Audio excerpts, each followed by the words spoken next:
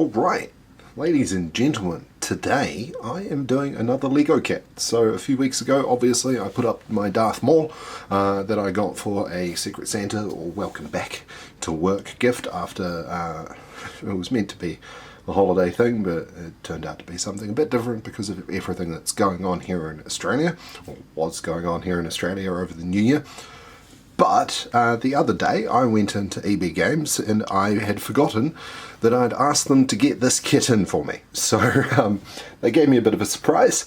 I gave them a bit of money and they gave me this. So that's super cool. I've been looking forward to building this one, so it joins my Diva, my Reinhardt, and my Wrecking Ball, because I'd like to have a few more of these Overwatch characters. I don't think there's any more that really fit the mold of getting a build like this.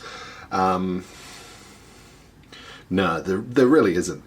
So I am looking forward to getting this built, and yeah, I'm looking forward to seeing what the end result is. It apparently lights up in the eye. It's got batteries included, has a transformation sequence.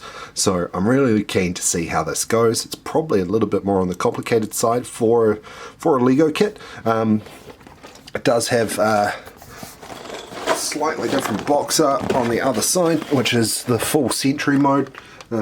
Which it transforms into. Let's get that panned up. There we go.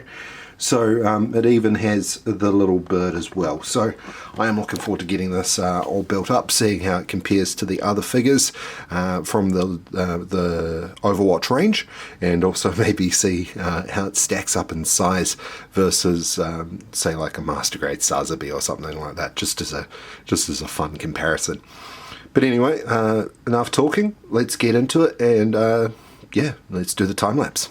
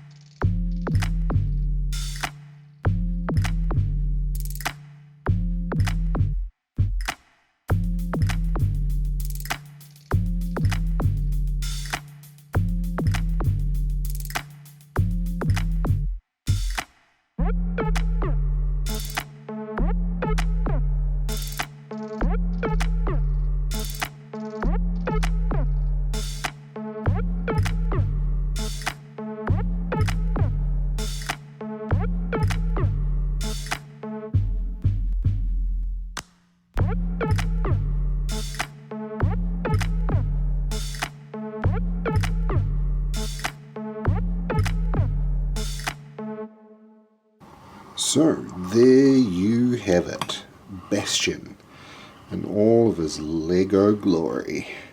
So this is, without a doubt, a really, really cool kit. It was a lot of fun to build. It took quite a while as well. I'd probably put it somewhere in the avenue of Master Grade, like a decent sized Master Grade, probably not a Vercar or anything like that, but definitely a decent sized Master Grade over, say, a high grade, like the Reinhardt and the Diva were. So yeah, he's a pretty decent length build, lots of fun, pretty complex. There's a lot more going on in it than it first appears. Obviously you're building leg by leg, arm by arm, and the body and everything as well, as you do with most Gundam kits, but this one here in particular, you're building it so it can transform. So there's lots of little moving parts and things going on in it. As with most Lego kits, there's little fiddly parts here and there. But for a season builder, this will be super easy.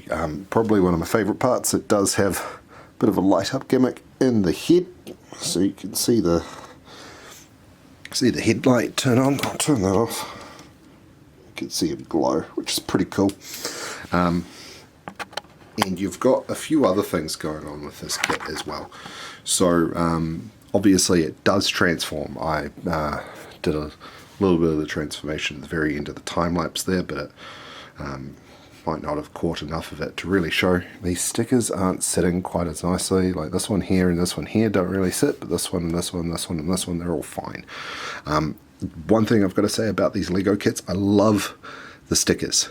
Like the color difference between the sticker and the actual piece is so minimal that it blends in beautifully. So in the high gloss, it looks amazing. They're really cool looking stickers. I kind of wish Bandai would jump on board and do some stuff like this as well. Fingers crossed they get there eventually. But for now, we'll just have to put up with water slides and bad stickers. So going to quickly do a transformation. So it's pretty simple. I'll take Ganymede off. Yes, he comes with Ganymede, and Ganymede looks really janky and weird.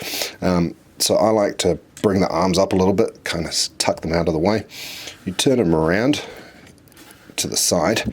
You bring these parts out on the legs, so you get the legs kind of opened up a little bit.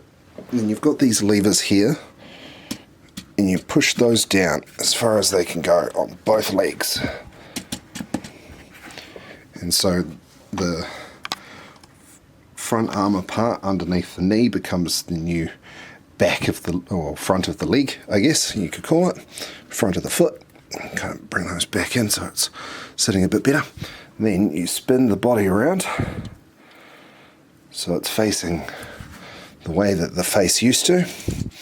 Bring the turret down, spin it around so it's moving like that. Spin these over, take the head off, and boom, we have turret mode, kind of, basically. So bring it back around, boom, turret mode. Looks pretty cool. The state of it is a bit weird on camera. Put it to the side because it looks a bit cooler from the side. But yeah, the turret mode, this spins, the arms still move, everything's still pretty articulate despite the changes. And yeah, it's a really cool kit. Now, in turret mode, it's still quite a large kit. It doesn't lose a huge amount of height. So there it is at the moment. I'll zoom back out a bit more so you get a bit more perspective. There is the Master Grade Zaka Gunner Warrior.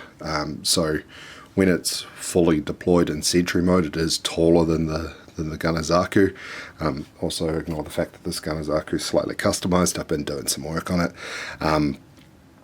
Yeah, so it's really, really cool. It was a lot of fun to build. And if you've got one in your nearby EB Games or wherever, and you like building Lego kits and you want something a bit different, I'd recommend going for this one. It was a lot of fun to build. I haven't played Overwatch a huge amount in the last few years, but I still quite enjoy watching the game, and I'm really looking forward to Overwatch 2, the PvE experience, when it finally comes out. So I will definitely be playing that because I love the lore of it. So being able to build part of it and like, have it on my shelf like this is pretty cool. So yeah, if I was going to give it a... Have I been doing ratings for the other ones? I don't think I have. I'm not going to bother giving it a rating. I definitely recommend getting it. That's about as good as you're going to get rating-wise out of this. But yeah, it's a really cool kit, and I do strongly recommend getting it for any avid collector of Lego sets if you don't already have it. Fair warning, it is a fairly expensive kit. It's not Voltron $200 plus kit, but it is still near the $100 mark. So go into it with an open mind, and I think you'll enjoy it. Anyway, I'm gonna pop off and start editing my next video, and I will see you in the next one.